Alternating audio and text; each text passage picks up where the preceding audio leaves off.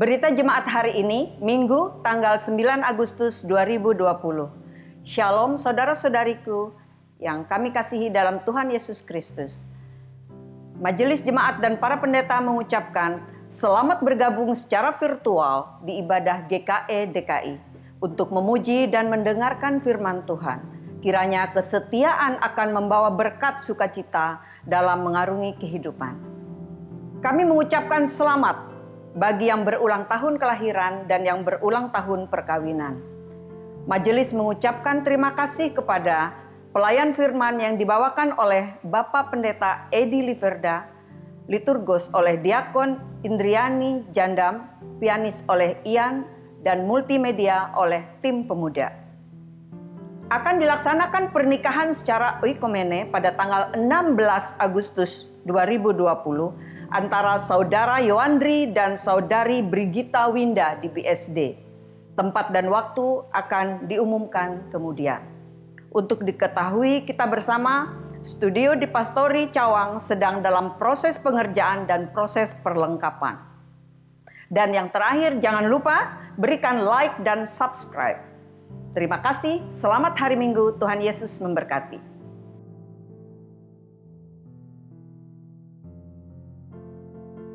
Selamat pagi, salam sejahtera untuk kita sekalian.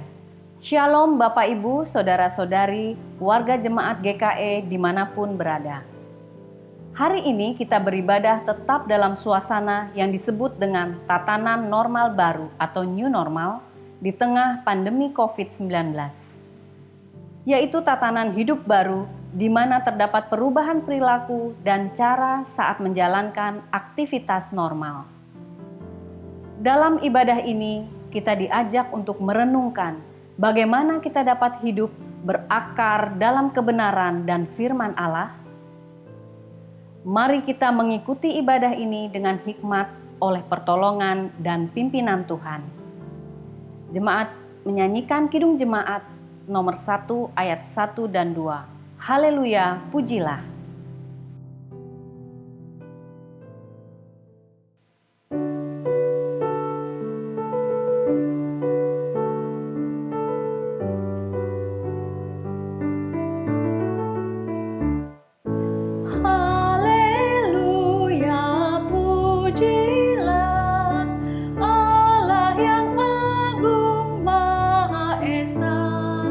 Dalam Kristus kita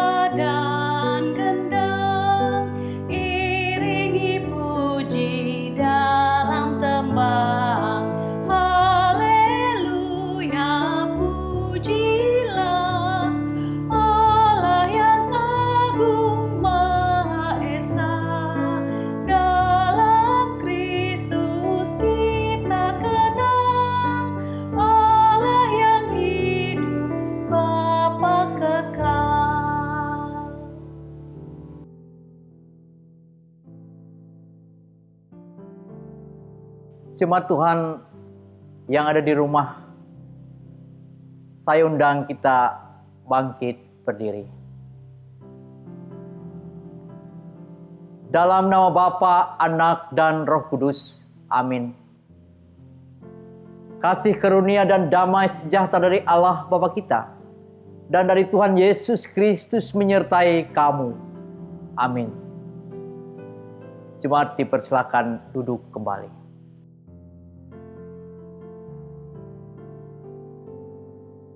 Jemaat, marilah kita mengangkat pujian dari NKB 140 ayat 1 dan 3. Bila ku berdoa.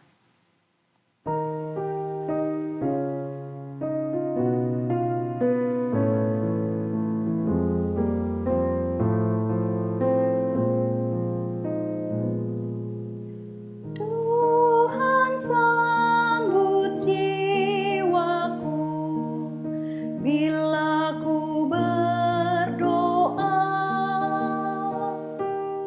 Dia dan ku bertemu bila ku berdoa.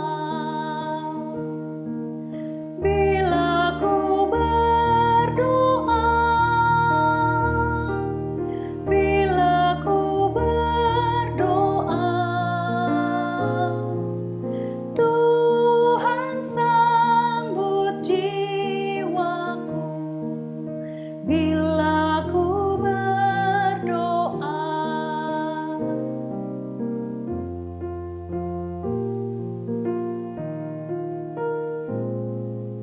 Yesus tahu dan mengerti. Bila ku berdoa, pengampunan diberi. Bila ku berdoa, bila ku berdoa, bila ku berdoa, Tuhan sambut jiwaku. Bila ku berdoa.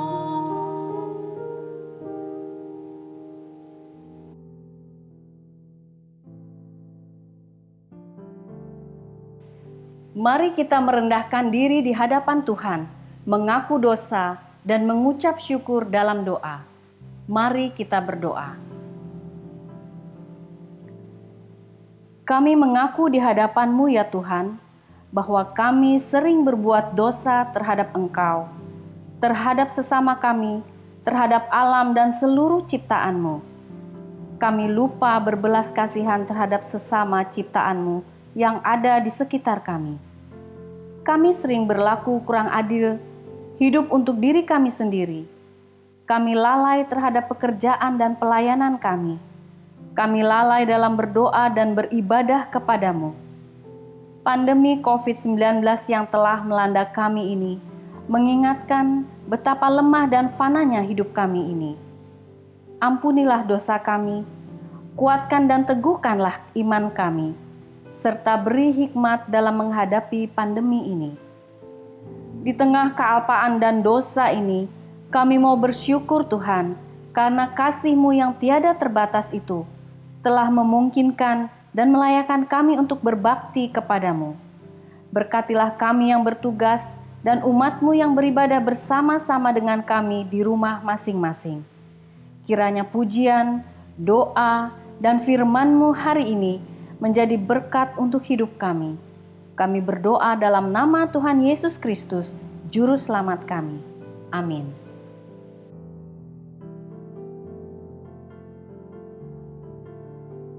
Pembacaan Alkitab hari ini terambil dari 1 Raja-Raja 19 ayat 9 sampai 18. Yang demikian bunyinya. Allah menyatakan diri di Gunung Horeb. Di sana masuklah ia ke dalam sebuah gua dan bermalam di situ. Maka firman Tuhan datang kepadanya demikian. Apakah kerjamu di sini, hai Elia? Jawabnya, Aku bekerja segiat-giatnya bagi Tuhan, Allah semesta alam, karena orang Israel meninggalkan perjanjian-Mu, meruntuhkan mesbah-mesbah-Mu, dan membunuh nabi-nabi-Mu dengan pedang. Hanya aku seorang dirilah yang masih hidup, dan mereka ingin mencabut nyawaku. Lalu firman-Nya, keluarlah dan berdiri di atas gunung itu di hadapan Tuhan. Maka Tuhan lalu, angin besar dan kuat yang membelah gunung-gunung dan memecahkan bukit-bukit batu mendahului Tuhan. Tetapi tidak ada Tuhan dalam angin itu. Dan sesudah angin itu datanglah gempa. Tetapi tidak ada Tuhan dalam gempa itu. Dan sesudah gempa itu datanglah api. Tetapi tidak ada Tuhan dalam api itu. Dan sesudah api itu datanglah bunyi angin sepoi-sepoi basah. Segera sesudah Elia mendengarnya, ia menyelubungi mukanya dengan jubahnya. Lalu pergi keluar dan berdiri di pintu gua itu. Maka datanglah suaranya yang berbunyi, "Apakah kerjamu di sini, hai Elia?" Jawabnya, "Aku bekerja segiat-giatnya bagi Tuhan, Allah semesta alam, karena orang Israel meninggalkan perjanjian-Mu, meruntuhkan mesbah-mesbah-Mu, dan membunuh nabi-nabi-Mu dengan pedang. Hanya aku seorang dirilah yang masih hidup, dan mereka ingin mencabut nyawaku." Firman Tuhan kepadanya, "Pergilah, kembalilah ke jalanmu melalui padang gurun di Damsyik, dan setelah engkau sampai, engkau harus mengurapi Hazael menjadi raja atas Aram, juga Yehu cucu Nimsi haruslah kau urapi menjadi raja atas Israel, dan Elisa bin Safat dari Abel Mehola harus kau urapi menjadi nabi menggantikan engkau. Maka siapa yang terluput dari pedang Hazael akan dibunuh oleh Yehu, dan siapa yang terluput dari pedang Yehu akan dibunuh oleh Elisa. Tetapi aku akan meninggalkan 7.000 orang di Israel, yakni semua orang yang tidak sujud menyembah Baal dan yang mulutnya tidak mencium Dia. Yang berbahagia ialah mereka yang mendengarkan firman Allah dan yang memeliharanya. Amin.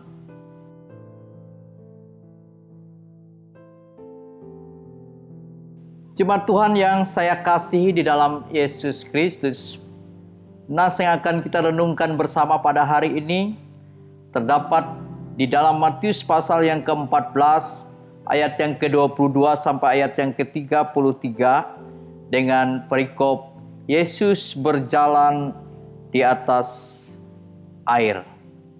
Sebelum kita membaca firman ini dan merenungkannya, mari saya ajak kita berdoa. Tuhan Allah Bapa di surga, Allah di dalam Yesus Kristus, terima kasih untuk hari ini kami kembali beribadah walaupun dari rumah kami masing-masing. Biarlah Roh Kudus menaungi kami sekalian, sehingga firman ini boleh kami pahami dan boleh kami hayati dalam kehidupan kami masing-masing. Tuhan kiranya memakai hamba-Mu menjadi alat dalam pemberitaan firman ini. Di dalam dan oleh Yesus Kristus kami berdoa dan mengucap syukur. Amin. Matius pasal 14 ayat 22 sampai ayat yang ke-33, Yesus berjalan di atas air. Sudah itu Yesus segera memerintah murid-muridnya naik ke perahu dan mendahuluinya ke seberang. Sementara itu ia menyuruh orang banyak pulang.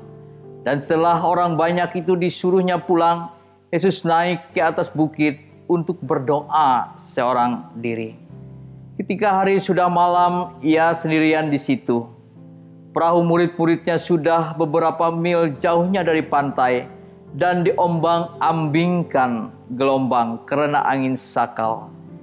Kira-kira jam 3 malam datanglah Yesus kepada mereka berjalan di atas air. Ketika murid-muridnya melihat dia berjalan di atas air, mereka terkejut dan berseru, "Itu hantu!" Lalu berteriak-teriak karena takut. Tetapi segera Yesus berkata kepada mereka, "Tenanglah, ini aku, jangan takut." Lalu Petrus berseru dan menjawab dia, "Tuhan, apabila Engkau itu, suruhlah aku datang kepadamu berjalan di atas air." Kata Yesus, "Datanglah." Maka Petrus turun dari perahu dan berjalan di atas air mendapatkan Yesus. Tetapi ketika dirasanya tiupan angin, takutlah ia dan mulai tenggelam, lalu berteriak, "Tuhan, tolonglah aku." Segera Yesus mengulurkan tangannya memegang dia dan berkata, "Hai orang yang kurang percaya, mengapa engkau bimbang?" Lalu mereka naik ke perahu dan angin pun reda. Dan orang-orang yang ada di perahu menyembah dia, katanya, "Sesungguhnya engkau Anak Allah." Amin. Jemaat Tuhan yang ada di rumah, dimanapun berada yang saya kasih dalam Yesus Kristus, kita akan merenungkan bersama firman Tuhan yang terdapat dalam Matius pasal 14 ayat 20 sampai 33 ini. Jemaat Tuhan, ada 3 Injil yang mencatat peristiwa Tuhan Yesus berjalan di atas air, yaitu Injil Matius, Markus, dan Yohanes. 3 Injil ini memberikan catatan yang bila kita rangkai maka akan saling melengkapi.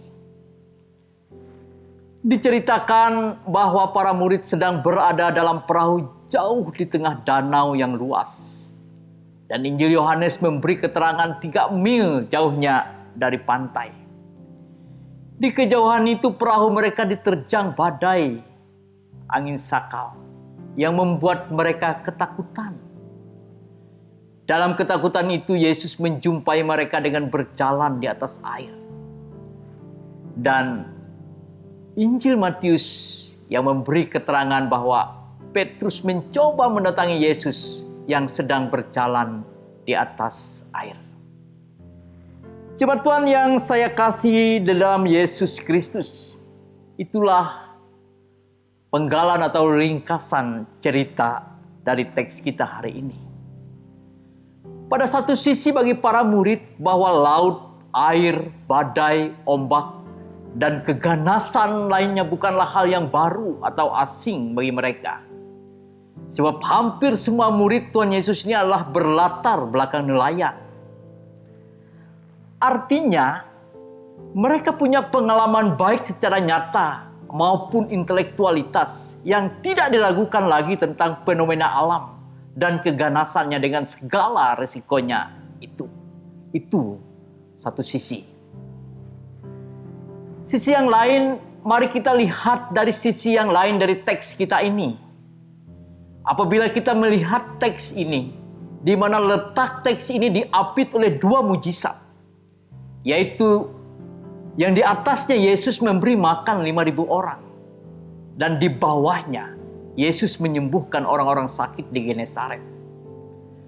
Artinya dari letak teks ini cukup memberikan pesan kuat kepada kita bahwa para murid ini harusnya tidak ragu bahwa Yesus Kristus pasti mampu menolong mereka dalam situasi apapun juga.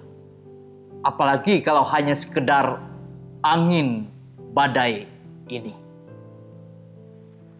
Jemaat Tuhan yang saya kasih dalam Yesus Kristus, namun ternyata dalam cerita ini kita dikejutkan oleh informasi yang disampaikan oleh penulis Matius. Informasi yang pertama, mereka mengalami ketakutan dan kepanikan menghadapi angin badai itu. Itu informasi yang pertama. Dan selanjutnya dalam ketakutan mereka mulai ragu dan sepertinya tidak mengenal Yesus.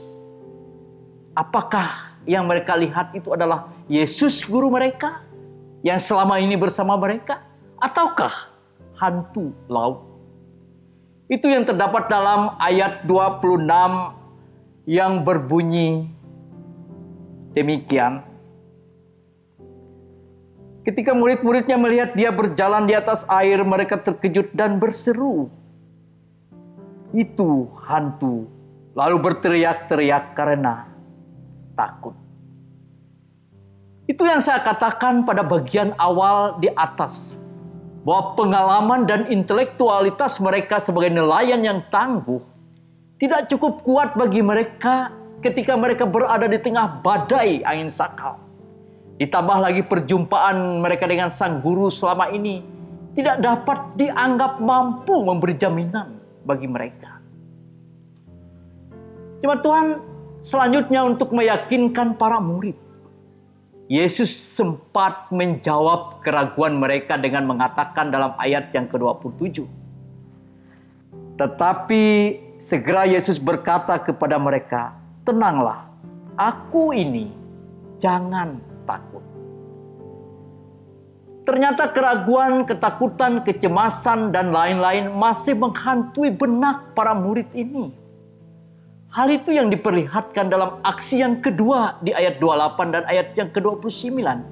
Yang berpuncak pada inisiatif Petrus sendiri yang mewakili para murid untuk datang kepada Yesus dan berupaya berjalan di atas air.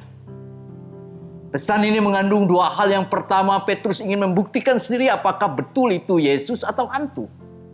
Dan pesan yang kedua, Petrus ingin membuktikan apakah Yesus memiliki kuasa atau tidak untuk menolong mereka. Dalam penggalan cerita di ayat 28 sampai ayat 29 ini memperlihatkan kegagalan para murid untuk yang kedua kalinya. Di mana Petrus bukan hanya ragu terhadap Yesus, tetapi juga ragu terhadap pengalaman yang mereka miliki. Atau juga boleh dikatakan ragu terhadap pengalaman yang mereka miliki selama ini, tetapi juga ragu terhadap Yesus. Padahal mereka bersama-sama dengan dia selama ini. Jemaat Tuhan, dan akhirnya dia gagal untuk sampai pada tujuan. Ketika dia tidak mampu mengolah pengalamannya sebagai nelayan yang tangguh dalam perjumpaannya dengan sang guru yang selalu bersama-sama mereka selama ini. Padahal tidak kurang lewat mujizat yang telah ia lihat sendiri yang dilakukan oleh Yesus selama ini. Harusnya Petrus tahu bahwa ia bisa berjalan di atas air. Jemaat Tuhan yang saya kasih dalam Yesus Kristus, seperti para murid, ternyata kita juga sekarang ini berhadapan dengan tantangan dan masalah kehidupan yang real. Misalnya pandemi ini telah menyisakan banyak masalah bagi perekonomian bangsa ini. Dan banyak hal. Ada banyak yang diputuskan pekerjaan, berimbas kepada kebutuhan hidup, berimbas kepada pendidikan anak-anak, kebutuhan rumah tangga, dan lain-lain. Ada anggaran yang besar untuk membeli laptop misalnya, untuk anak-anak membeli handphone atau kuota internet, untuk kebutuhan online anak yang belajar. Jemaat Tuhan, bagi Petrus tidak sulit untuk berjalan di atas air. Dan itu terbukti ia mampu melangkahkan kakinya beberapa langkah. Bagi kita sesungguhnya akan mampu berselancar bersama masalah itu. Apabila masalah itu bisa kita kelola dalam pengalaman kita. Lalu pengalaman itu dipertemukan dalam perjumpaan kita bersama Tuhan. Tetapi jika masalah itu terlalu besar dan menutup hubungan kita dengan Tuhan, jangankan berselancar bersama masalah itu, yang mungkin kita akan tenggelam bersama masalah yang kita hadapi. Jemaat Tuhan yang saya kasih dalam Yesus Kristus. Oleh sebab itu, harusnya kemampuan intelektual kita maupun pengalaman nyata kita harus mampu dibangun dalam imajinasi kita. Lalu dengan kreatif kita mengolah masalah itu. Kreativitas kita itu harus dipertemukan dengan sang kreator, yaitu Tuhan Allah itu sendiri. Kehilangan imajinasi berarti kehilangan kreativitas. Kehilangan kreativitas berarti kehilangan Allah sendiri. Akibatnya kita lalu mengambil jalan pintas, menyalahkan orang lain, menyalah keadaan, Dan lama-lama kita akan menyalahkan diri kita sendiri. Kita gagal. Jemaat Tuhan, saya ambil contoh. Ada cerita di sebuah tempat di mana ada seorang anak karena dia tinggal di desa, lalu ikut sekolah online dari rumah. Oleh COVID-19 ini tidak bisa sekolah tatap muka. Lalu pagi-pagi anak itu pergi dari rumah mencari tempat yang tinggi, macam bukit begitu, supaya dapat sinyal dan ikut kelas. Itu yang saya katakan di atas. Si anak itu oleh pengalamannya mampu melahirkan imajinasi dan kreativitas, walaupun melelahkan. Apa yang terjadi? Si anak bisa mengikuti sekolah dengan baik lewat online, walaupun dia tinggal di desa. Anak itu bukan hanya bisa berjalan di atas air, tetapi sesungguhnya ia telah berselancar dengan indah dan menakjubkan di atas masalahnya. Kita juga melihat ada banyak ibu-ibu rumah tangga yang mengolah imajinasi dengan kreatif, seperti menjual kue makanan secara online. Di WA Group menjual banyak hal, sayuran, daging, dan lain-lain. Sesungguhnya kita menyaksikan ada banyak kita yang mampu berselancar di atas air dan bahkan berselancar dengan indahnya. Itu sebuah pengalaman yang luar biasa, di mana imajinasi dan kreativitas dibangun di atas pertemuan atau perjumpaan dengan Tuhan. Jemaat Tuhan, kita kembali kepada teks kita. Teriakan Petrus kepada Yesus, "Tolonglah aku," sesungguhnya mewakili teriakan kita. Teriakan itu memberikan dua gambaran sekaligus. Yang pertama menggambarkan ketakutan Petrus, dan itu juga sesungguhnya menggambarkan ketakutan kita. Tetapi yang kedua dari teriakan itu menggambarkan pengharapan Petrus. Dan itu juga menggambarkan pengharapan kita. Pernyataan Yesus kepada Petrus dalam ayat 31b yaitu, "Hai orang yang kurang percaya, mengapa engkau bimbang?" Sesungguhnya mengandung makna bahwa seberapapun besar gelombang itu tidak akan mampu menenggelamkan kita. Kita pun harus punya keyakinan bahwa seberapapun badai itu datang, pasti tidak akan mampu menenggelamkan kita. Apabila kita mau mempertautkan pengalaman kita, intelektualitas kita, sehingga kita melahirkan imajinasi dan kreativitas baru di dalam perjumpaan kita bersama Tuhan. Sehingga olehnya kita selalu berakar dalam kebenaran dan firman Tuhan. Tuhan Yesus memberkati kita. Amin.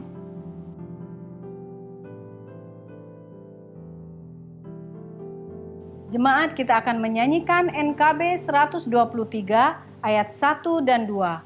Dalam badai hidupku.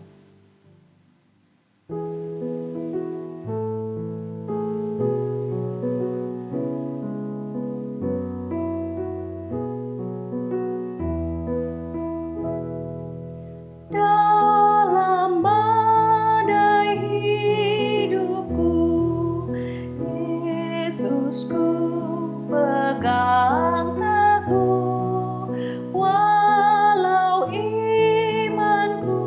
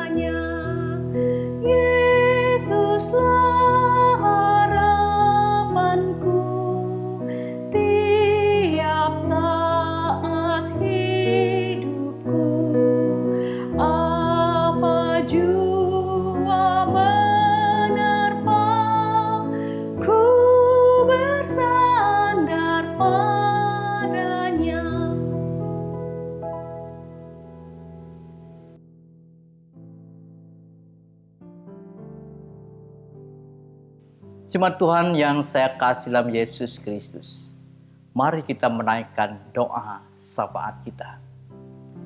Kita berdoa. Tuhan Allah yang baik, yang berkenan menganugerahkan keselamatan dalam hidup kami.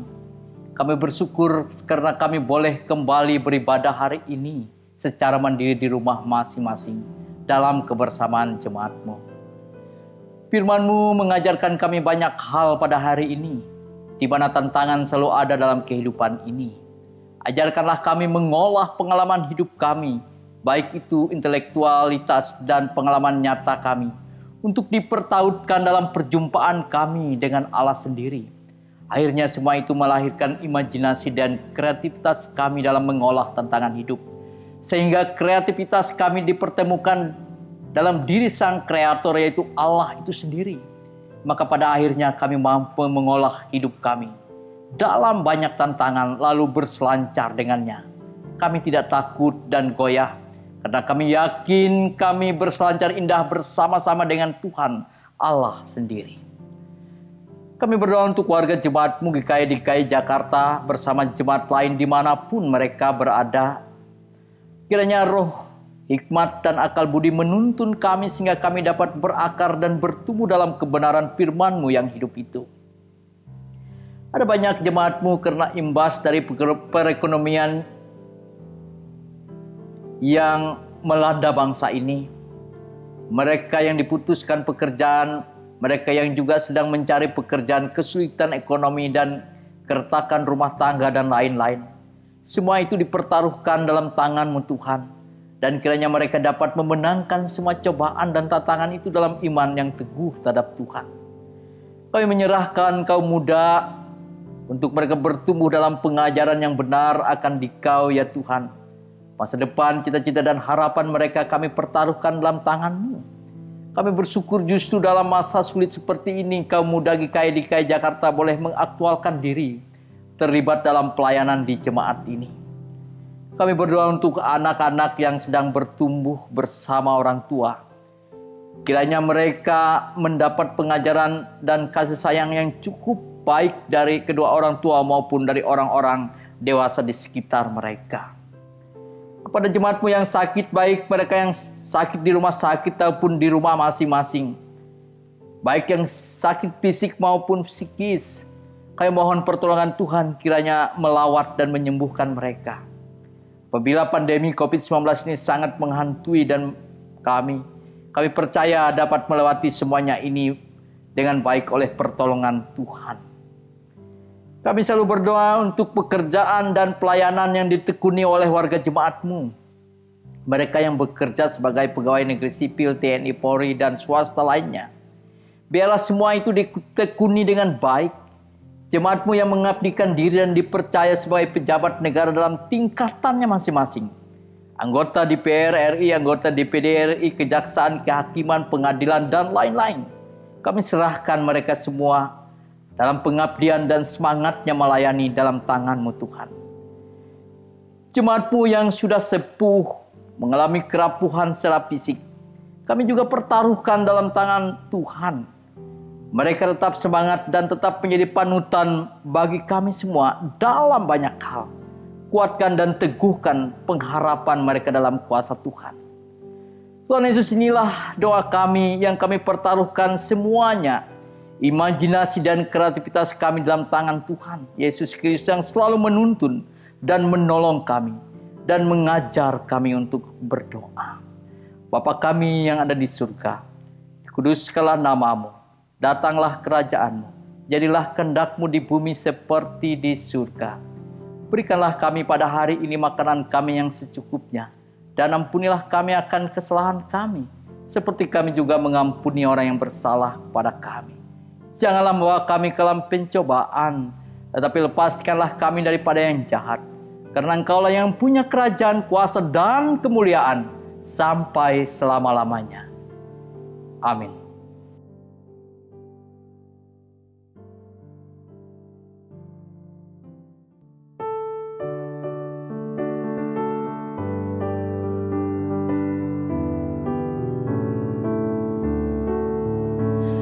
Aseut haleluya.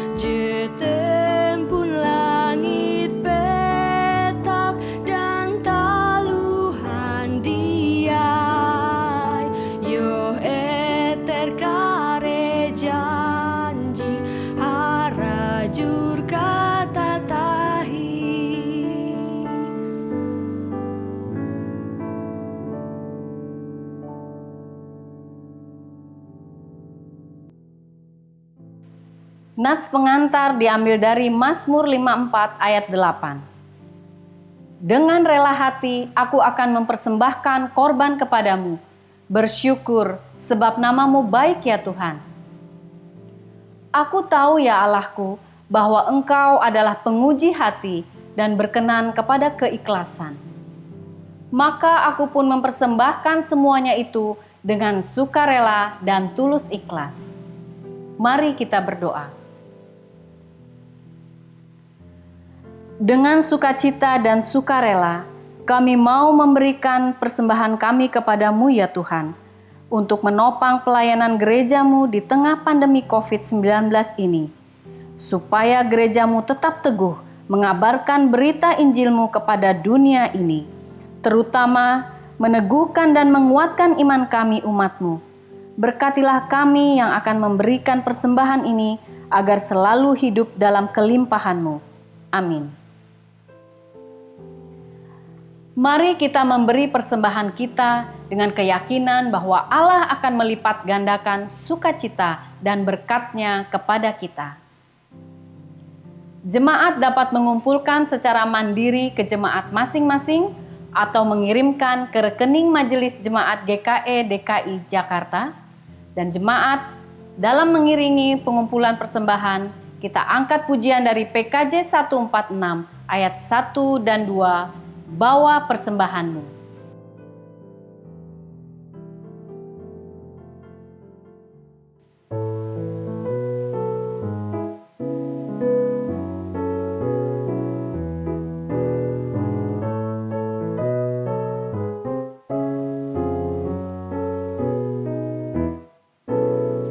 Bawa persembahanmu dalam rumah Tuhan dengan rela hatimu, janganlah jemu.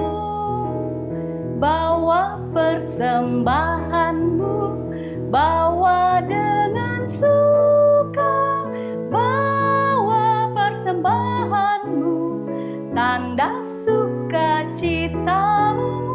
Bawa persembahanmu, ucaplah syukur.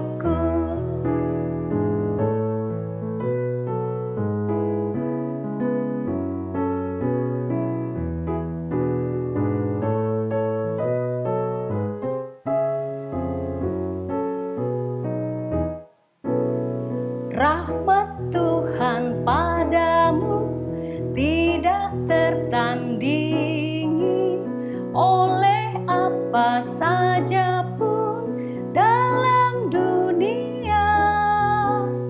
Kasih dan karunia sudah kau terima. Bawa persembahanmu, tanda sukacitamu. Bawa persembahanmu, ucaplah syukur.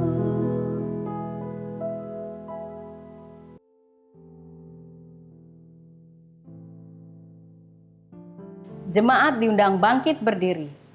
Bersama-sama dengan sekalian orang percaya dari segala masa dan tempat, kita mengikrarkan pengakuan iman Kristen, diakhiri dengan menyanyi Haleluya. Aku percaya kepada Allah, Bapa yang Maha Kuasa, Khalik langit dan bumi, dan kepada Yesus Kristus, Anaknya yang tunggal Tuhan kita, yang dikandung daripada Roh Kudus, lahir dari anak darah Maria, yang menderita sengsara di bawah pemerintahan Pontius Pilatus, disalibkan, mati dan dikuburkan, turun ke dalam kerajaan maut. Pada hari yang ketiga, bangkit pula dari antara orang mati, naik ke sorga, duduk di sebelah kanan Allah, Bapa yang Maha Kuasa, dan akan datang dari sana untuk menghakimi orang yang hidup dan yang mati. Aku percaya kepada Roh Kudus, gereja yang kudus dan am, persekutuan orang kudus, pengampunan dosa, kebangkitan daging, dan hidup yang kekal. Haleluya.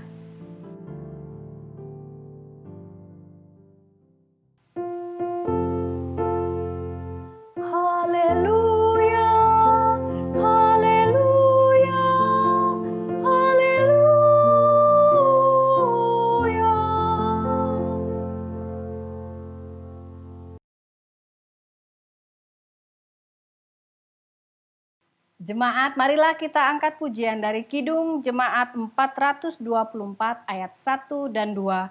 Yesus menginginkan daku.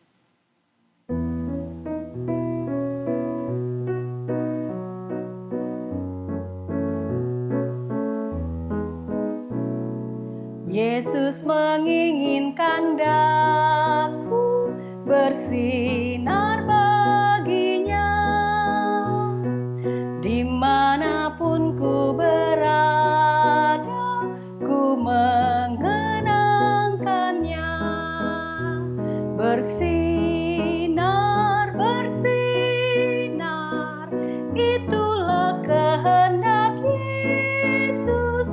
Bersinar, bersinar, aku bersinar terus.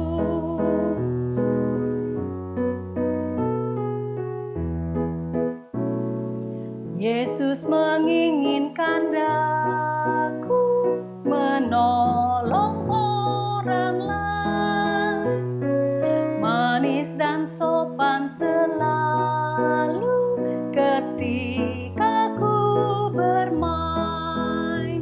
Bersinar, bersinar, itulah kehendak Yesus. Bersinar, bersinar, aku bersinar terus.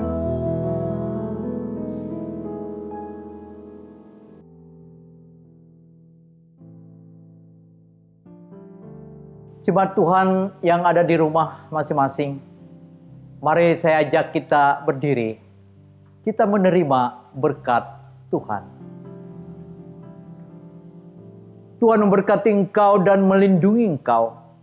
Tuhan menyinari engkau dengan wajah-Nya dan memberi engkau kasih karunia.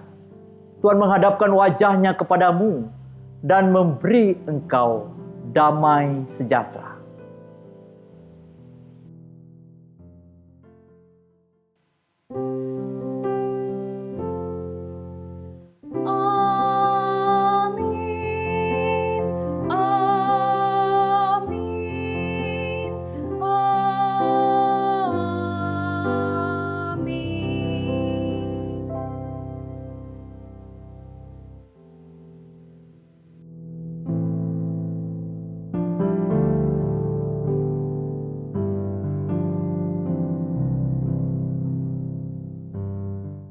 Terima kasih Bapak, Ibu, Saudara-saudari sekalian yang dikasihi oleh Tuhan Yesus Kristus. Kita telah selesai ibadah dan sampai jumpa di ibadah berikutnya. Tuhan Yesus memberkati.